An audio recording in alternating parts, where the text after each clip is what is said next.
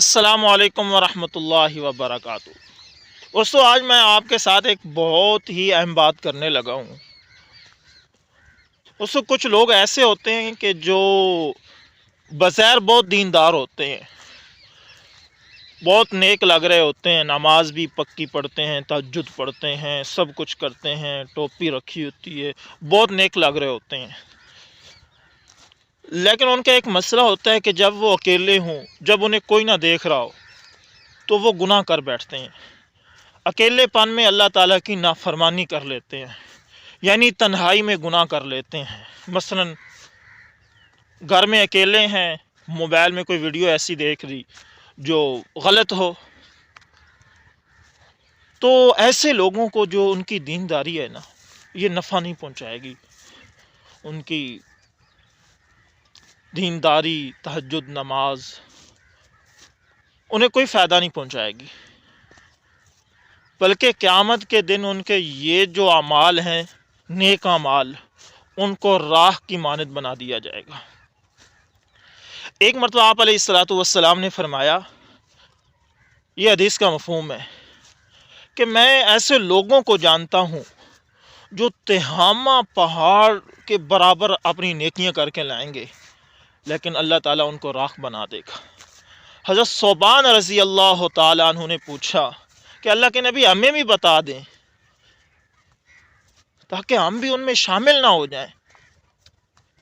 تو اللہ کے نبی نے فرمایا، وہ تم ہی میں سے ہوں گے، وہ تمہارے بھائی ہوں گے، تمہاری طرح نیک اعمال کرتے ہوں گے، تہجد پڑھتے ہوں گے، نمازیں پڑھتے ہوں گے، لیکن جب وہ اکیلے ہوں گے تو اللہ کے نافرمانی کر بیٹھیں گے، اللہ تعالیٰ کی حرمتوں کو پامال کر بیٹھیں گے۔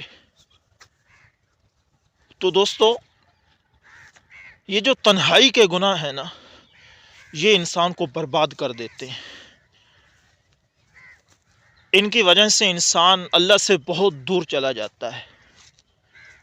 آپ چاہے اعمال تھوڑے کر لیں، بس نمازوں کی پابندی کر لیں، لیکن تنہائی کے گناہوں سے بچیں۔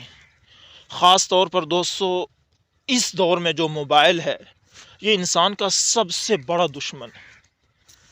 انسان اکیلے پن میں جب اکیلا ہوتا ہے، کوئی آنکھ نہیں اسے دیکھ رہی ہوتی، تو اس سے انجانے میں ایسی غلطیاں ہو جاتی ہیں۔ وہ کوئی ایسی تصویر دیکھ لیتا ہے یا کوئی ویڈیو دیکھ لیتا ہے جس کی وجہ سے اللہ ناراض ہو جاتا ہے۔ اگر ہم ایسے اعمال کریں گے تو قیامت کے دن ہمیں اللہ کے سامنے شرمندہ ہونا پڑے گا۔ ہمارے نماز، روزے، تہجد، ان کو راکھ بنا دیا جائے گا۔ اس لیے دوستو، اگر کوئی گناہ سرزد ہو جائے تو اللہ تعالیٰ سے معافی مانگ لیں، ابھی ہمارے پاس ٹائم ہے، بس آنکھ بند ہونے کی دیر ہے۔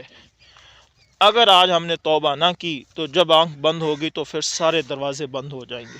اس لیے دوستو، تنہائی کے گناہوں سے بچو، اور تنہائی کے گناہوں سے بچنے کے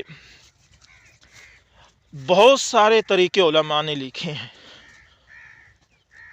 اگر کوئی شخص اس کا عادی ہے کہ تنہائی میں اگر وہ موبائل غلط استعمال کر سکتا ہے، اسے یہ ڈر اور خوف رہتا ہے، تو اس کے بارے میں بعض حضرات نے یہ تجاویز لکھی ہیں کہ اسے چاہیے کہ جب اکیلا ہو یا جس کمرے میں ہو تو اس کا دروازہ کھول دے، اس کا دروازے کو کنڈی نہ لگائے، تاکہ اسے ڈر رہے کہ کوئی بھی آ سکتا ہے۔ تو اصل بات تو یہ ہے کہ چاہے ہم جتنی بھی تجاویز کر لیں، جب تک اللہ تعالیٰ ہمارے ساتھ نہیں ہوں گے تو ہم ان گناہوں سے نہیں بچ سکیں گے، اور اللہ تعالیٰ بھی آپ کے ساتھ اور مدد کریں گے تب جب آپ اللہ سے مخلص ہو کر مانگیں گے اور اللہ سے کہیں گے کہ اللہ، میں نے یہ گناہ چھوڑنا ہے، اللہ آپ میری مدد کریں۔ دوستو، اپنی تنہائی کو پاک کریں، تنہائی کو پاک کریں۔ تنہائی آپ کے اعمال کو کھا کر رہ جائے گی، آپ کے اعمال کو کھوکھلا کر دے گی۔ اس لیے دوستو، جتنا ہو سکے اپنی تنہائی کو پاک کریں۔ اس کے لیے آپ اہل اللہ کی صحبت بھی اختیار کر سکتے ہیں، نیک لوگوں کے پاس بیٹھیں، نیک لوگوں کے بیانات سنیں، اور اسی طرح جو شیوخ ہیں ان کے پاس جائیں۔ بعض حضرات ایسے اہل اللہ ہوتے ہیں جو اعمال بتاتے ہیں، جن اعمال کے ذریعے آپ ایسے گناہوں سے بچ سکتے ہیں۔ حضرت مفتی تقی عثمانی صاحب حافظہ اللہ نے لکھا ہے کہ اگر انسان سے کوئی گناہ نہ چھوٹ رہا ہو تو وہ ایسے کرے کہ اس گناہ کے بارے میں اللہ سے بات کرے کہ اللہ جی میں یہ گناہ چھوڑنا چاہتا ہوں، اللہ میری مدد کریں، اے اللہ میں اسے تھک چکا ہوں، اب میں یہ چھوڑنا چاہتا ہوں، آپ میری مدد کر دیں۔ کل قیامت کے دن اگر اس شخص سے پھر پوچھا جائے گا تو وہ یہ اللہ کو کہہ سکتے ہیں اللہ میں نے آپ سے مدد مانگی تھی، میرے اختیار میں جتنا تھا میں نے کیا تھا۔ تو تقی صاحب حافظ اللہ لکھتے ہیں، فرماتے ہیں کہ جو شخص ایسا کرے گا تو مجھے اللہ تعالیٰ سے امید ہے کہ اللہ تعالیٰ اس شخص کو اس گناہ سے بچنے کی ہمت اور توفیق دے دے گا۔ تو دوستو آپ نے اپنی ہمت بھی کرنی ہے اور دعا بھی کرنی ہے، ایسا بھی نہیں ہے کہ آپ دعا کریں اور ہمت نہ کریں تو پھر بھی کام نہیں بنتا، آپ ہمت کریں اور ساتھ میں دعا کریں تو انشاءاللہ اللہ تعالیٰ آپ کو ایسے گناہوں سے بچنے کی توفیق عطا فرما دے گا۔ والسلام۔